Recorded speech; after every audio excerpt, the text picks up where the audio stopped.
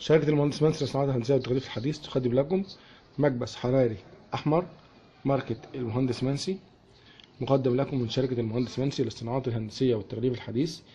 المكبس اللي معانا بيلحم معانا الطبات الحرارية على العبوات البلاستيكية، أو الطبات الحرارية السيليكون على العبوات الزجاجية. الطبات بكافة أنواعها ومقاساتها مقدمة لكم من شركة المهندس منسي للصناعات الهندسية والتغليف الحديث. معانا هنا عبوة بلاستيكية اللي هنعمل عليها التجربة بتاعتنا، في موجود معاها من الداخل خل،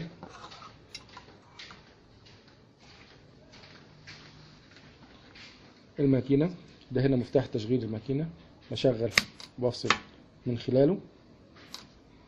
ده عند تايمر حراري مظبوط معايا من 0 لغاية 300 درجة مئوية، بظبطه على حسب خامة الطبة اللي انا هشتغل عليها، تخنها سواء طبة تخينة او طبة رفيعة.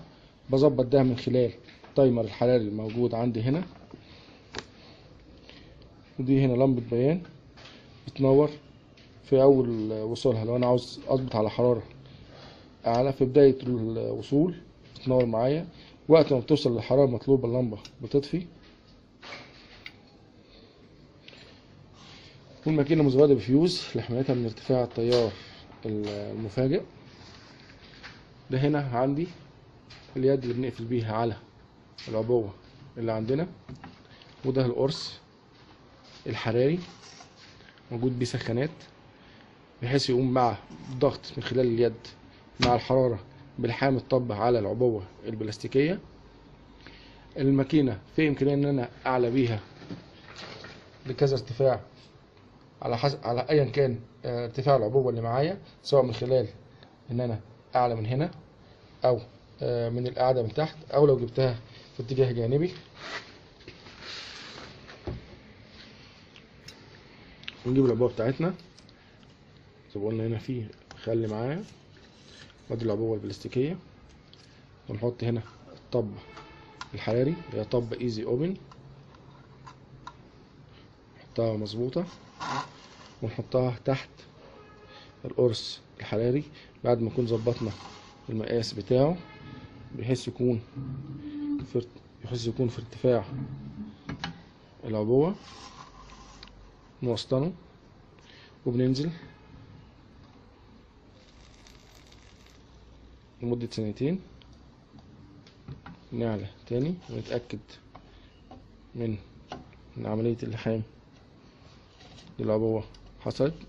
طبعا منفتحش الغطا على طول، لازم نستنى شوية ثانيتين او اكتر لغاية ما اللحام يبرد ويمسك في العبوة، بحيث ان الطبة تبقى لحام كامل على العبوة اللي عندي. وننزل الطبة اللي معانا هنا، طبعا طبة ايزي اوبن. لما عاوزين نفتح العبوة بنفتح من هنا، طبعا ايه بين هنا اللحام كامل من كافة الأجناب. نحرك العبوة، مفيش تسريب اهوت، مادة سائلة قلنا في عندنا خل داخل العبوة الصغيرة دي. نفتح هنا بقى من ايزي اوبن.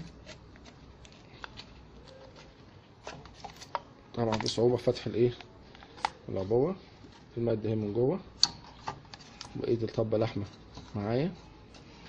ماكينة مكبس حار أحمر قدم لكم شركة المهندس منسي للصناعات الهندسية والتغليف الحديث.